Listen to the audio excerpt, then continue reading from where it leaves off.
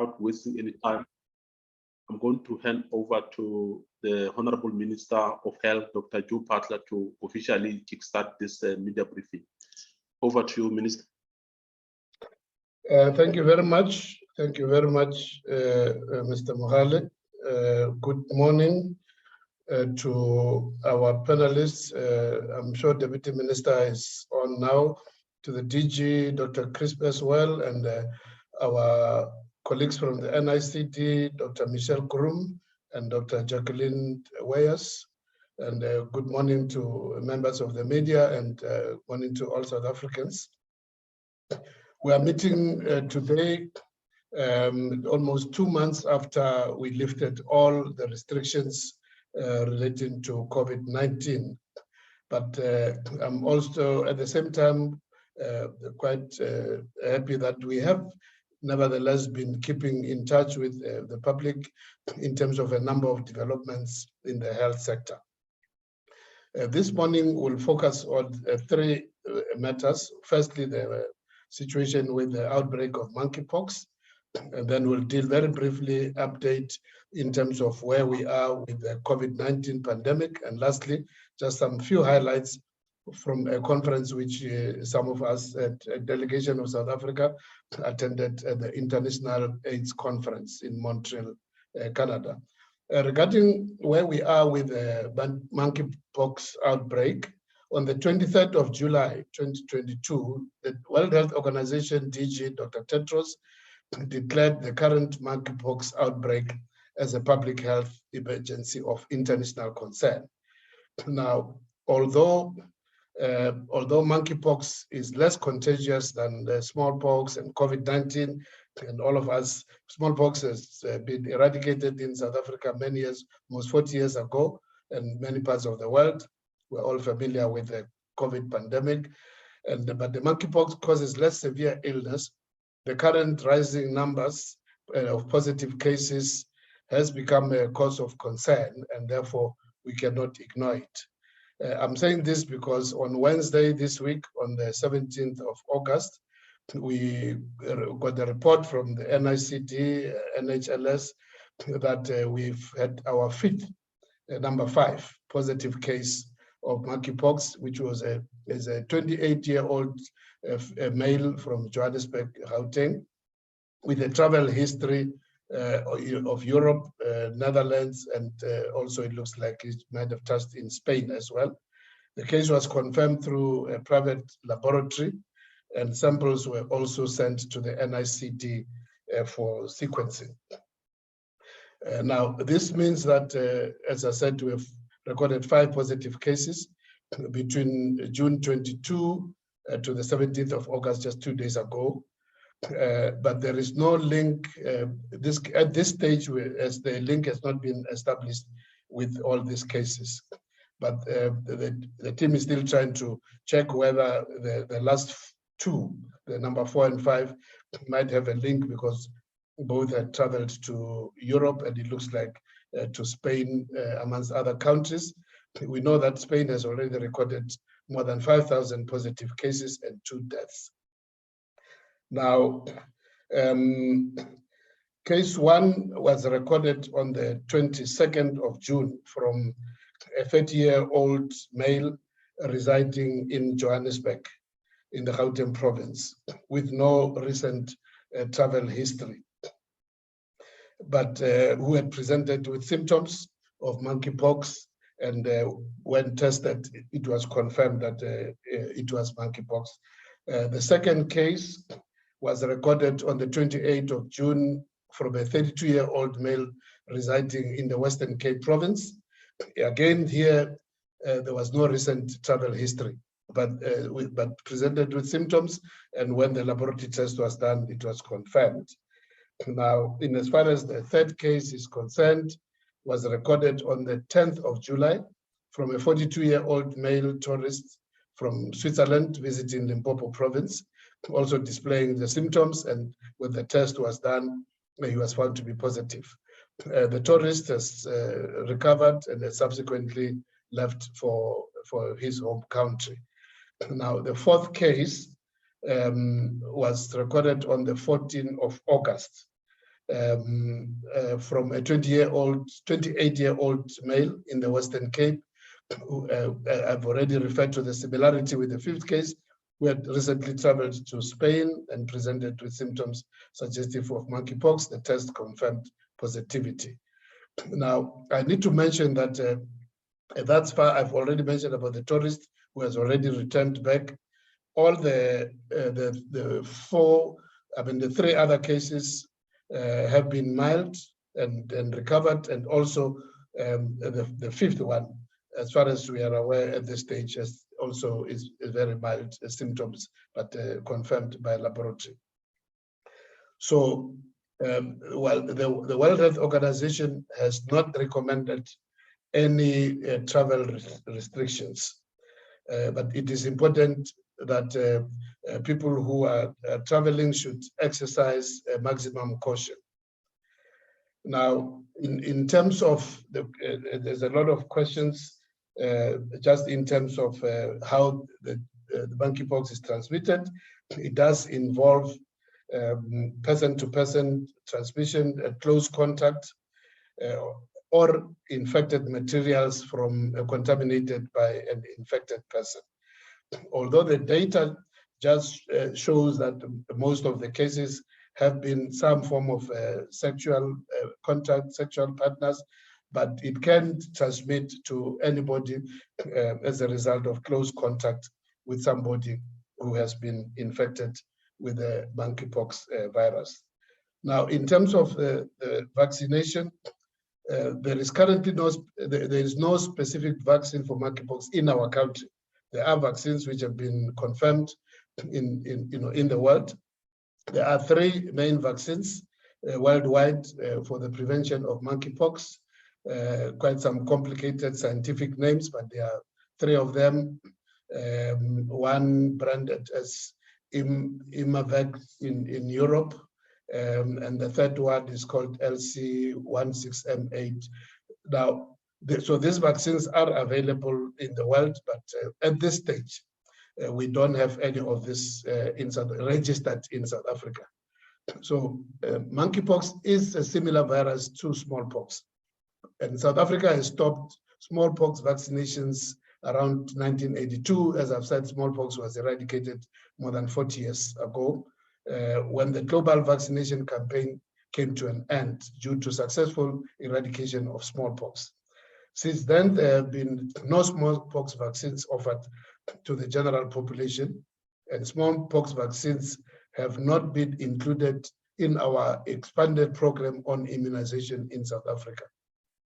However, most people who are over 40 years of age probably would have some form of immunity from the earlier vaccination for smallpox. So, because of that, we hope that they will also have a form of immunity to monkeypox as well. Now, SAPRA has indicated in June this year that there are currently no smallpox or monkeypox vaccines registered in South Africa, and that we also don't have a very specific registered antivirals for monkeypox. And they also indicated that they don't have any applications in as far as registration for monkeypox vaccination and antivirals in the country. Now, according to the report from the World Health Organization, there are currently a total of 28,000, just over 28,000 cases, with 11 deaths from the monkeypox. The scientists have advised that at the current moment, there is no need for mass vaccination because the situation remains under control. But what I need to indicate, therefore, is that while this is the case, we are monitoring the situation, working with our scientists, and we will be asking our Ministerial Advisory Committee on Vaccination also to weigh into this and advise us in terms of what the situation should be, monitoring together with the NICD and at the appropriate time, with the advice also from VMAC, from the Vaccine Ministerial Advisory Committee, we will be able to, and of course also based on advice also from SAPRA, in terms of if any of the vaccines are get registered in South Africa, remembering that for the vaccines and antivirals to be registered, a manufacturer or a pharmaceutical company would have to apply to SAPRA for the registration. So those are that's the situation currently. It's not that we don't want to consider at the population at risk in terms of vaccination for monkeypox, but we're looking at all the facts. Firstly, that there must be one of the vaccines registered in South Africa. And secondly, also looking at the advice from WHO in terms of the population at risk. And so, as I've said, we will be depending also on the VMAC to give us advice. Just in terms of where we are currently with the COVID pandemic, I've mentioned in the beginning that we lifted all restrictions just around 2 months ago. I think two days from now will be full 2 months. Now, since we lifted the restrictions because infection numbers were very low, high levels of population immunity, and sustained decoupling of the infection rates, even when there was a small fifth wave, the decoupling between infection rates and severe illness continued, with very few people being admitted to hospital and even fewer needing ICU treatment. Now, since the lifting of the restrictions, the rate of testing, in other words, people presenting with symptoms for needing tests, cases, hospitalization, and also deaths have all continued to decline. Now, we believe this is an indication that we acted in the right public interest, because up to 2 months now, we have not seen any flare-up of COVID-19. Now, because currently the infection rates, as I said, is at a low rate, and we're shifting to a more endemic pattern, where we have also shifted our daily reporting to now weekly reporting, as we do with other respiratory illnesses such as influenza. In addition, we have stopped reporting on COVID-19 antigen testing because of poor data quality from antigen testing. This allows us more robust estimation of trends rather than when small daily numbers are followed, which are affected by small fluctuations.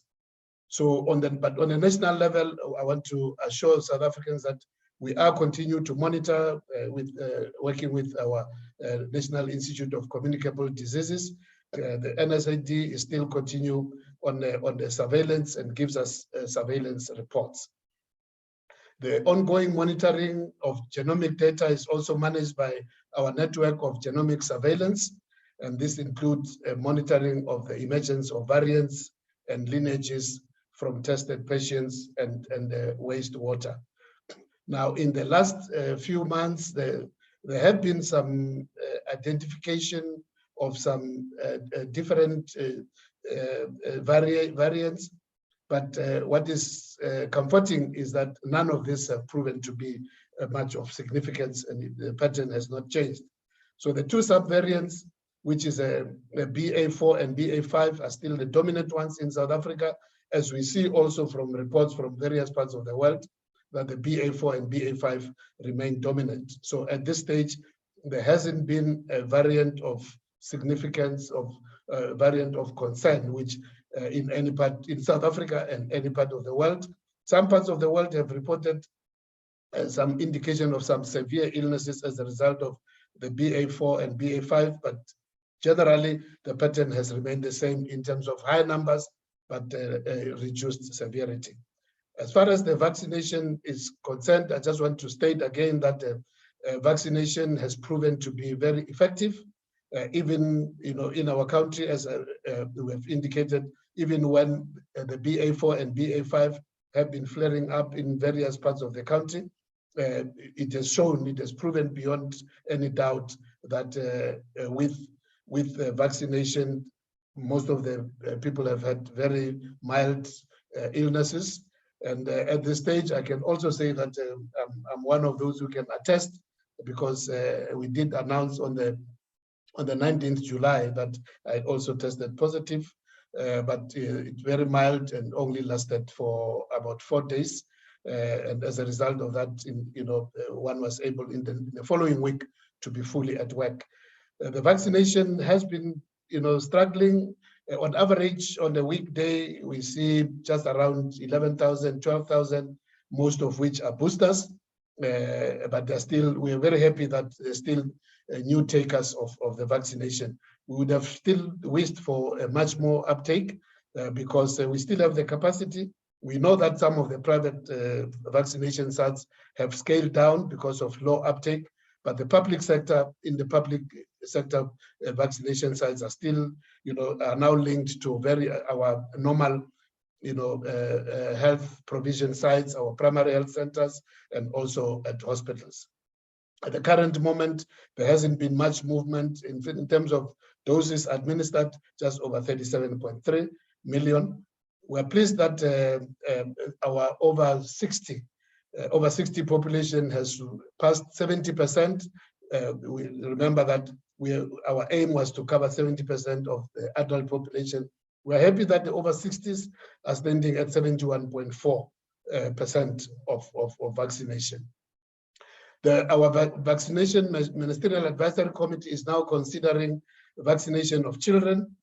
Thus far, what they've recommended is that only children who are immunocompromised should be considered for vaccination, not those who are healthy. At this stage, it's not recommended that they should be vaccinated. So we're working on the logistics for this because there are a number of factors which needs to be put in place in order to make sure that the children between 5 and 11 can actually be vaccinated.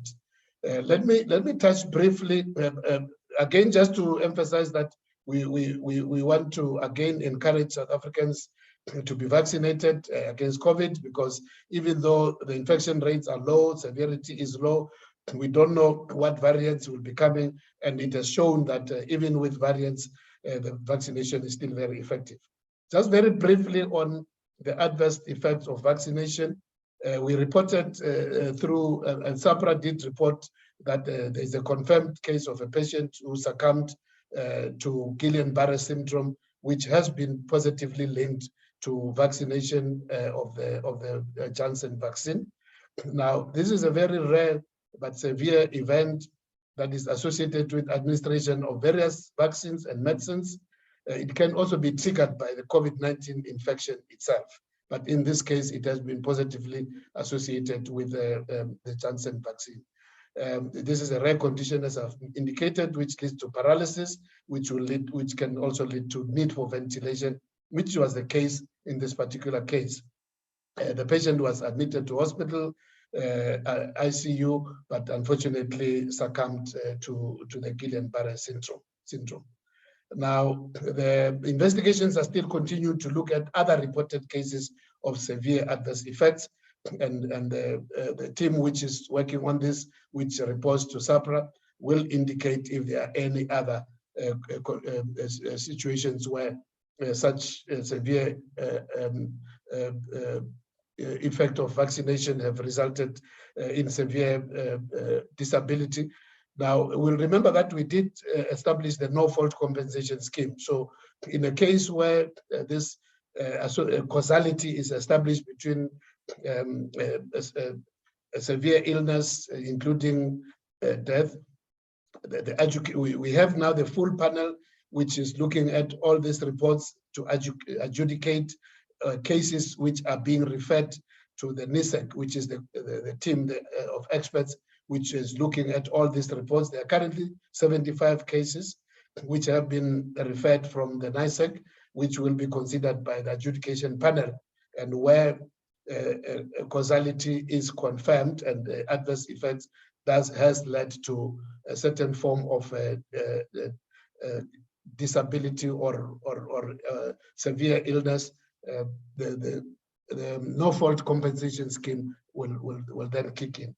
Just lastly, in brief, on the 29th of July up to the 2nd of August, a delegation of South Africans under the auspices of the Ministry of Health and Department, and SANAC, which was coordinating. The South African National AIDS Council was coordinating. We attended the International AIDS Conference in Montreal, Canada. Now, this was happening, is the first in-person International AIDS Conference since 2018, due to the effect of the pandemic, of the COVID-19 pandemic.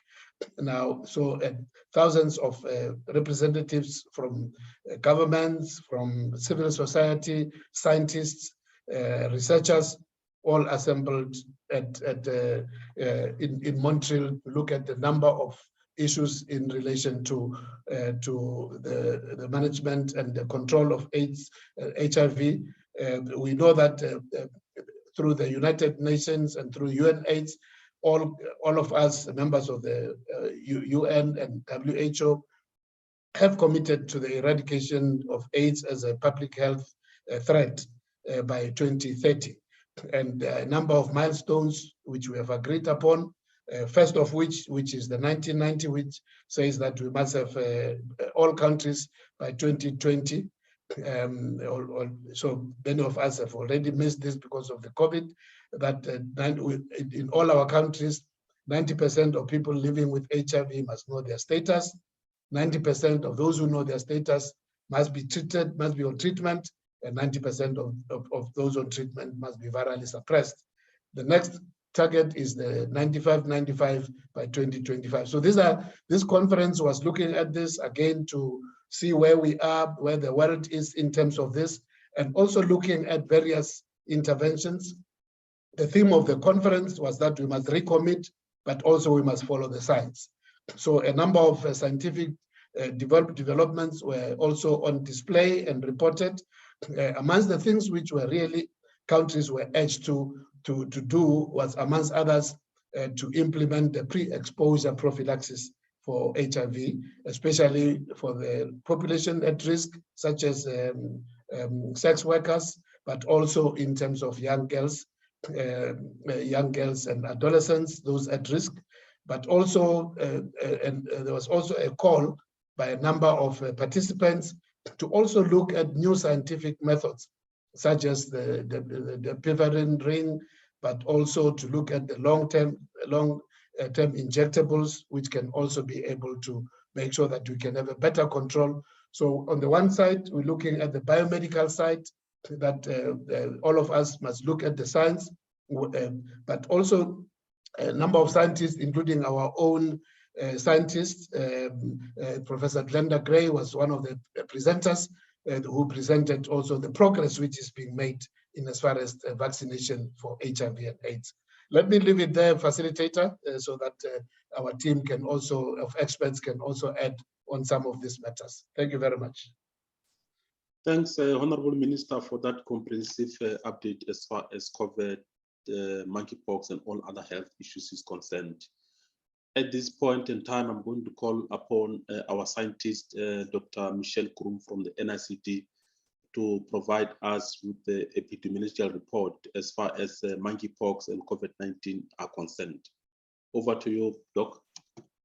Thanks, Foster. Can I just confirm you can see my screen?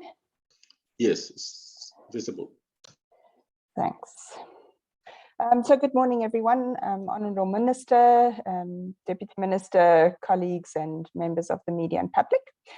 So just to give you an update firstly on the COVID-19 pandemic, just in terms of global, this is really just showing the cases on the top and the deaths on the bottom, and you can really see that in terms, especially in the number of deaths, that this is the lowest point at any time during the pandemic. Some countries have seen a few resurgences in the last weeks, as we did, mostly driven by BA4 and 5. And while it's, I think different countries have different levels of immunity, different levels of prior infection and vaccination, so quite difficult to compare different countries. But overall, globally, in the last week, we have been seeing a decrease. If we look at South Africa, this is in terms of our laboratory confirmed case incidence. You can see this is where we lifted our restrictions. Already at that time, we'd been seeing a decrease in the number of cases. And since we've lifted the restrictions, these case numbers have continued to decrease in all age groups. If we have a look at the number of hospitalizations and deaths, so on the left-hand side is our incidence of hospitalizations. Once again, this was with our last surge due to the BA4 and 5. This was when the deaths, the hospitalizations were on their way down when we lifted restrictions, and very, very low numbers of hospitalizations. And similarly for deaths, we have seen as the pandemic has progressed, there's been this uncoupling between cases and hospitalizations and deaths. Very low number of deaths with this last resurgence due to BA4.5 and continued declining deaths once the restrictions were lifted in June. We continue monitoring for new variants of concern through our sequencing, and you can see very low number of sequences at the moment in terms of because there's a low number of tests and low number of cases at the moment, and so we do have a low number of sequences that are being tested, but this is predominantly BA4 and 5. There have been a few additional sequences of a new sequence, but very low numbers. And this hasn't translated into any increases in cases or hospitalizations. So really, since lifting of the restrictions, the number of tests, cases, hospitalizations, and deaths have continued to decline. As the Minister indicated, we have now moved to weekly reporting. And really, this is because COVID-19, the numbers are really at low levels. We're seeing the shift to a more endemic pattern. And so for other respiratory illnesses like influenza, we are usually providing weekly updates in the season. And so we will continue to monitor that. But at the moment, weekly reporting is what is indicated. And this really allows us to get a better estimation of the trends over time. I think throughout the pandemic, we've never had any public health impacts based on the daily numbers because there is fluctuation from day to day. And so all through the pandemic, our weekly trends are really what is important in terms of monitoring. Just to reassure everyone that the NICD, although we are only putting out weekly reports, we are monitoring on an ongoing basis to detect any signals of increasing cases, hospitalizations, or deaths. And we are actively continuing our genomic surveillance, looking for these new variants. We're testing samples that we're getting from people who are testing, as well as from wastewater surveillance. And really to reiterate that vaccination still is the most important way to maintain our immunity against severe infection. We have a lot of underlying immunity in South Africa, both through vaccination and through prior infection, but it's less certain about how long this will last. And with very low numbers of infections at the moment, you may not be boosting from infection. And so very important that we continue to boost from vaccination. And especially for those high risk groups, we know that the elderly, even those over 50 are at high risk, those that are immunocompromised and with underlying conditions. So really just to encourage those who have not received their boosters to really receive their boosters now. And just to provide the link for our reporting that you're able to access our weekly reports. Just moving on to monkeypox, just a few points to highlight that this is a viral disease. It's a zoonotic disease, which means that it's come from an animal population and originally originates from areas in Central West Africa. And in past years, it's endemic in these countries, and there have been occasional cases in other countries, and mainly due to travelers who are traveling to these areas, being exposed and then going back to their countries. The current outbreak is now the largest, and this has developed since May 2022, with almost 30,000 cases reported from 89 countries from all WHO regions. And this is why we're concerned with monkeypox at the moment. Monkeypox has always been around, but it's been these more sporadic cases. And so it is unusual that we have seen so many countries affected with monkeypox. And this is why the DG of the WHO declared it a public health emergency of international concern. And the main reason for this is because it is a new disease, or a disease that has spread into new areas, and it's really important to keep a handle on how it is progressing. But just quickly, in our context, the virus is entering usually through broken skin, the respiratory tract, mucous membranes, and in South Africa, it's most likely that it's person-to-person transmission through very close contact. So firstly, it is not in our animal populations, and so we are not getting it from the animal sources. So there's no risk in terms of contact with animals. So for us, it's person-to-person spread and very close contact. So we're used to COVID in terms of what we meant by close contact with COVID, but with monkeypox, this is skin-to-skin contact. So it has not just been in the same room with someone as we had with COVID. Materials contaminated with the virus can also spread it. So usually it presents with a typical viral picture with fever, headache, body aches. Very classic is enlarged glands or lymph nodes. And then you get a blister-like rash, okay, which is very much like other rashes, something like chickenpox. There are some differences, and on our website for clinicians, we do have some guidance in terms of how to differentiate between the different rashes. It's usually self-resolving, which means it gets better on its own, lasts about 2 to 4 weeks, and you may just need symptomatic treatment to control the fever. The severe cases from countries, the endemic countries in Africa, children and pregnant women, and those with underlying immune deficiencies where they saw severe cases, and you may get a small number that have complications, but rarely fatal. So there are not a lot of deaths. Once again, we have a lot of information on our website if you would like to access this information. I just wanted to present some of the global data. I think it's important just to highlight what is happening elsewhere in the world, and this is from the most recent World Health Organization report, which is also publicly available. So almost 30, so this was up until the 7th of August, where there was close to 30,000 laboratory confirmed cases and 11 deaths. And you can really see that this is mainly in the European region and in the region of the Americas. And the deaths, 7 were from the Africa region, and then the other 4 deaths were from other countries. Also, just to look, it's important to look at the epidemiology of what's happening globally. And 99% of participants who are testing positive are, well, not participants, of patients, are males with a median age of 36 years. The range is males from 18 to 44 years. And this population is disproportionately affected, which means that the majority, 70% of the cases, are males in this age group, 18 to 44. Less than 1% of cases are in the under 18 years. There have been a few cases in families where there have been transmission to other family members, but this is in the minority. And in those with a known HIV status, around 40% are HIV positive.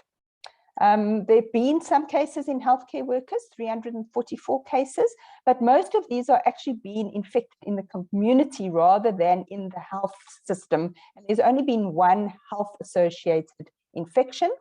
And you can see most of the modes of transmission are through sexual encounters and person-to-person contact. Okay, and so this really is the close contact that is resulting in the transmission. And really to highlight as well, with the exception of the countries in the African region, the ongoing outbreak is primarily affecting men who have sex with men and who have reported recent sex with 1 or multiple partners. In South Africa, monkeypox has never been recorded in South Africa before June of this year. And subsequently, we have 5 cases which we believe are unlinked. They have all been in males aged 28 to 42, 2 from Gauteng, 2 from the Western Cape, and 1 from Limpopo. And either had travel history or had contact with someone who may have had travel history. And 1 was a tourist who had returned home. And for the first 3 cases, we've instituted contact tracing of the close contacts. This was completed. None of the contacts had reported any symptoms, and they fully recovered. And with our 2 recent cases reported this week, we are continuing with contact tracing of the close contacts, and the cases are busy isolating at home. I think for South Africa, currently for the general population, monkeypox is considered low risk. Our public health response is really in terms of contact tracing and monitoring of the contacts. There's no isolation of contacts. There's just isolation of the positive cases. The high-risk population, and I think we are falling into the category of the European countries, which are non-endemic countries where monkeypox has not occurred in the past. And really these, as according to the epidemiology that we've seen, are mostly men who have sex with men. There's a positive travel history, and our laboratory staff are also at high risk, so those that are doing the testing. Smallpox vaccine was given just until around 1980. And so for those of us who are older than 40 years, this does give some cross protection against monkeypox. But currently, as Minister indicated, there are no vaccines or antivirals licensed currently in South Africa. And as Minister indicated, those talks are ongoing in terms of moving forward with possible vaccines and antivirals. So I think really just to consult your doctor if you have any symptoms suggestive of monkeypox, if you consider yourself to be at high risk. There's testing available both at the NICD as well as at private laboratories. And I think just to stress that testing is really important so that we can understand what is happening with the disease. This is a new disease in our country. And the more we know about where this disease is occurring, who are our at-risk populations, it makes it really easier to be able to know where to put our public health actions, who needs to access vaccines. And so really important that people who do feel that at risk, do have symptoms suggestive of monkeypox to really access testing. So I think I'll stop there and hand over back to the Minister.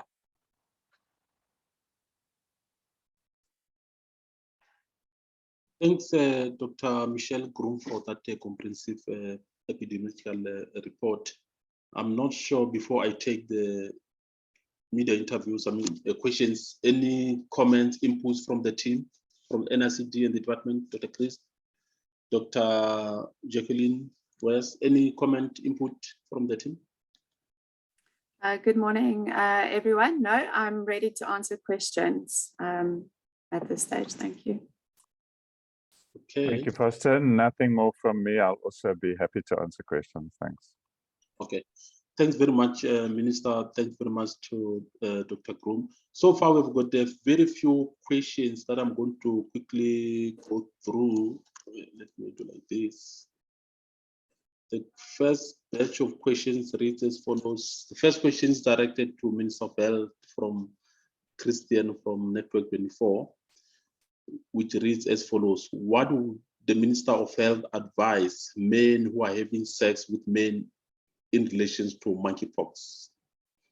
Second question, which is a follow-up question, is there a need for this group, MSMs, to be vaccinated? Question number 3, now that we know which countries have higher number of monkeypox cases, are we going to have targeted screening activities on people arriving from those countries? Question number 4, can someone with suspected symptoms of monkeypox go to private healthcare laboratory or doctor to be tested without incurring any cost? Question number 5, what is the isolation period for monkeypox? Question number 6, which is the last question, with the first reported case of human to a dog transmission, should we be communicating this to the public? What is IPC measures? What IPC measures should be communicated? I'm not sure if the panelists and the supporting panelists have got the questions. Minister?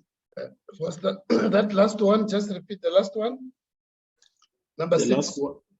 The number 6 is say, with the first reported case of human to a dog transmission. A dog, yes. With the first report, I'm case. Not familiar with that. Maybe the NICD team can help us. Okay. Yeah. Okay. So should we be communicating this to the public? What IPC measures should be communicating? So the questioner is suggesting that there's a reported case of a monkeypox transmission from a human to a dog. Yes, that's my interpretation of the question.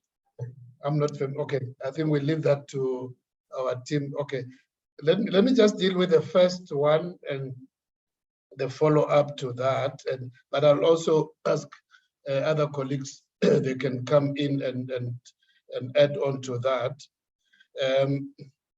In terms of the available information, one would say that firstly, as already indicated, I mean, it's been spelled out from the WHO in terms of the epidemiological reports, but our Michelle has also emphasized the same point from the available data. So it is quite clear that at this stage, in terms of the dominant spread is amongst the men who have sex with men.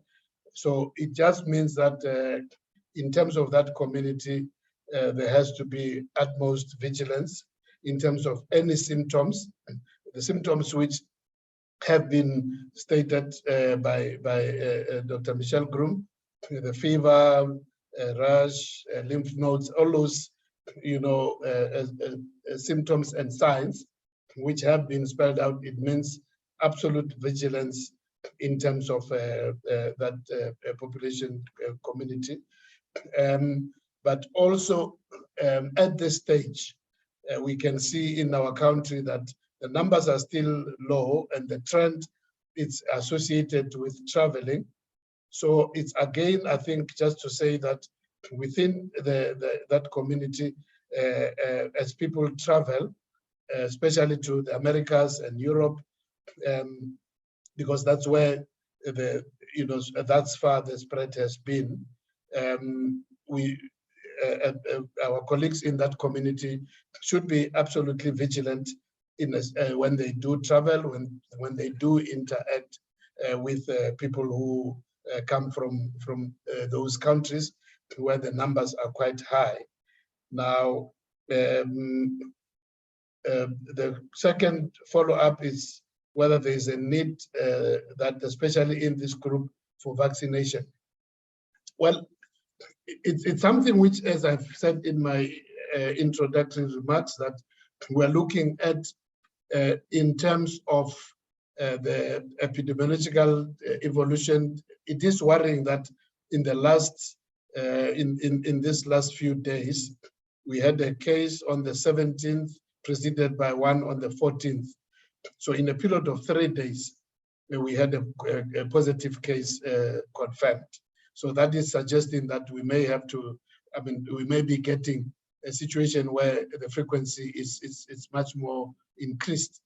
So because of that, we will be asking our MEC on vaccines to have a look at the situation, but also, as I've said, keeping in touch with SAPRA to see whether any of those vaccines which are approved elsewhere in the world, including in the European medical authorities, medical medicines authorities, whether some of those, there's applications for registration in South Africa. And as the situation, both the access, the availability, the registration, approval, and also the development of the epidemiological situation, as all those things happen, we will be getting advice from our VMEC so that at the appropriate time, when we see that the risk is rising and also the vaccines are accessible, we will look at the advice from the VMEC whether we should actually go this route. It's possible that maybe in a few months' time, or depending on how the epidemiology evolves, we may actually need to go that direction. There was a question which I also want to quickly deal with so that the other team members can come in, whether, because we know the countries which have higher numbers of cases, we are going to have targeted screening of people arriving. At this stage, we don't have those intentions of targeting arrivals from particular countries. It's only to say that we would encourage, especially South Africans who have traveled to these countries, to be much more vigilant. And if they experience any of the symptoms which have been mentioned, to present themselves to health professionals speedily, so that they can be diagnosed either positive or negative, and start their isolation and treatment as soon as that has been done. But at this stage, we haven't considered, and we are not, it's not on the cards, because even though there's a trend, but nothing close to in relation to what was the situation with COVID in the first, second, and third waves, but also because of the fact that this is not spread through droplets, aerosol, and so on, but more through contacts, direct contact. At this stage, we would not be looking at a specific, screening. The general screening of fever will continue. Our taking of the thermal checks of temperatures at the airports, at the ports of entry, will continue. If somebody is picked up with a fever, they will be asked a few more questions to fill up a questionnaire for more medical information, but there will not be specific target for the European and Americas countries. Let me stop there, Foster, and 2 other or 3 other questions which other colleagues can take up. Thank you. You are muted. You are muted. Oh, thanks, Miss. Yeah, thanks for that. Those responses, Minister. I'm going to hand over to Dr. Michelle and other colleagues to make inputs on the other questions. Thanks, Foster. I think I'm going to give Dr. Vaya a chance just to weigh in on, she is our monkeypox expert, just to weigh in on some of the questions. Can you just quickly highlight, Foster, which ones are remaining?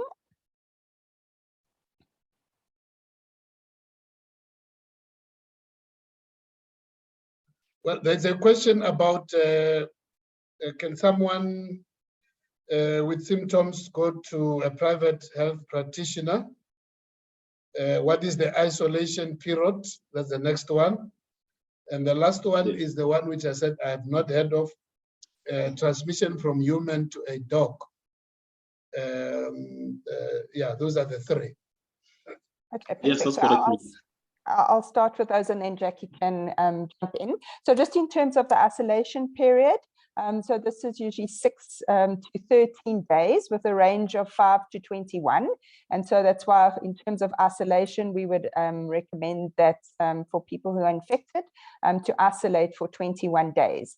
And then usually you have that kind of rash period with the fever, which can last between 0 and 5 days. And then usually between 1 to 3 days later, you'll get the rash 1 to 3 days after the fever. In terms of the testing, private testing is available. As I understand, this would be at a cost. And so I think if it would be similar to with the COVID-19 testing, where through the private laboratories, this would come at a cost. But in terms of the NICD, we are able to do testing through the NICD and do have capacity. And I think Dr. Vaya can speak a little bit more to that. So I'll hand over to Dr. Vaya and also just to speak to the animal transmission as well. Over. Thank you, Michelle. Yes, so certainly just to highlight that all of the cases that we've diagnosed in South Africa have been, the clinical diagnosis was made in private practice. So these were private healthcare patients. The NICD has been offering testing since May, and recently several private pathology laboratories have also come on board to increase accessibility of testing and rapid testing turnaround times. So we do have fairly good accessibility for lab testing in South Africa, and we do really urge the public, individuals that do feel that they are possibly suffering of monkeypox, to consult with healthcare workers and to access testing if that would be required. In terms of isolation, I also just quickly wanted to add, the infectious period for monkeypox ends when the last lesion has scabbed over. So the blister-like lesion develops a scab as it's resolving. When that scab falls off and the skin is now, a new layer of skin is formed under the scab, you are no longer considered infectious. And then the question about the spillback of monkeypox from humans to animals. So we know that monkeypox virus in nature is maintained in certain animal species. You would then have introduction of the virus into the human population through a spillover event. We can have human-to-human transmission as we are experiencing currently. Now we can add to that chain where humans can become the source of infection to animals. Now we theoretically appreciated that possibility, but there has been no evidence towards the spillback of monkeypox virus from humans to other animals before. So the case that is being referred to is a domestic dog, a pet, in Paris, France, that was diagnosed with monkeypox shortly following, was living in his owners was also diagnosed with monkeypox. So how this can happen, the virus can remain viable on materials like bedding, towels, certainly sharing of food, but again, also skin-to-skin contact. People cuddle their pets, touch their pets in different ways. So certainly this now seems that there is a possibility that monkeypox can be transferred from humans to animals. This is the only report up to date, so it would seem that this is a very rare occurrence. And if you consider the IPC recommendation and the isolation recommendations that we've already issued since early June in South Africa, we do recommend that individuals that have been diagnosed with monkeypox try and isolate themselves from the pets in the home as well. So we appreciated that possible risk, and we already have recommendations to try and limit that type of transmission. Thank you. Thanks very much, Dr. Weah, for those additional inputs. I've just received the last two questions that I feel I need to touch on them before we close. The latest question is reads as follows: what plans do we have to test for monkeypox in other provinces other than Gauteng, which is already covered? Plans for other provinces in order to test? The other question I see it has been answered. It was a direct question to the panelists. Yeah, maybe colleagues can answer this last question before we wrap up the briefing. Plans for testing in other provinces? I'll jump in on that. So we do have a national footprint for testing. We have been testing a request from nearly all of the provinces. I don't think we've had requests from the Northern Cape, but we certainly have had requests, I think, from all of the other provinces. So we have a national laboratory footprint through the National Health Laboratory Service. There is a routine referral system in place, which works really well from all of these laboratories that are distributed throughout the country. Now, in recent weeks, some private laboratory services have come on board as well. And as you very well know, these laboratories also do have a very comprehensive national footprint. So accessibility of testing should not be a problem. Thank you.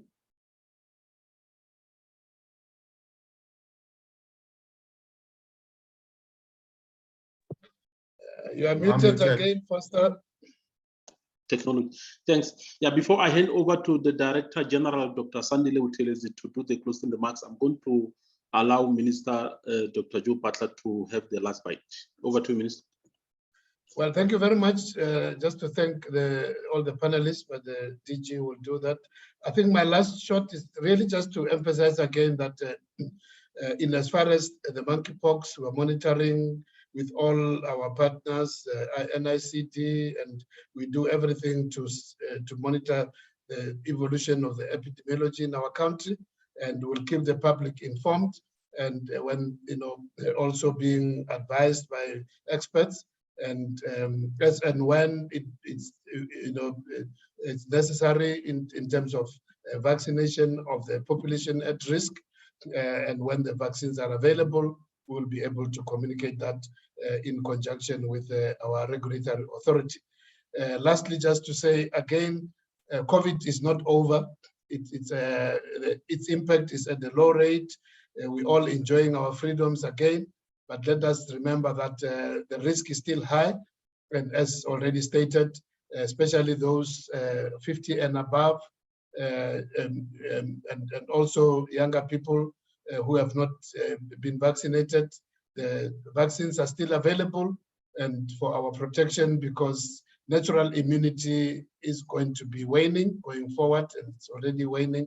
So we'll again urge people, those who have not been vaccinated, to come forward, but also those who have had vaccination but not yet had boosters, to go for their boosters so that they can have full protection. Thank you very much, Foster. Thanks very much, Minister, for that inspiring words.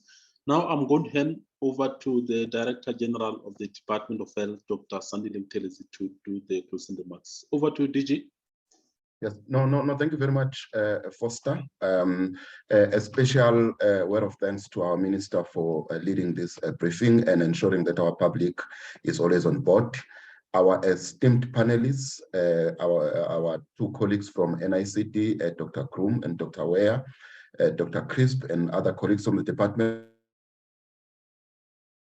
But more importantly, members of the media, you play a very crucial role in ensuring that public is always on top of things in terms of information. And please keep assisting us with the communication, and we'll always avail information. But once more, we want to stress what the Minister has said, that we still have COVID. We need to take precautions. We are on high alert, and we're monitoring monkeypox, COVID, and other communicable diseases. On that note, we wish you a good day and a blessed weekend ahead. Thank you very much.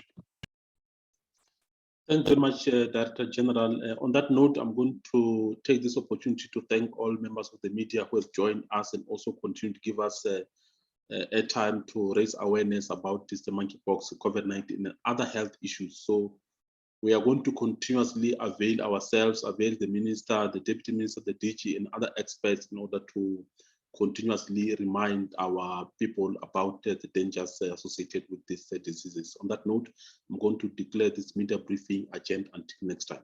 Thanks. Thank you very much. Thanks.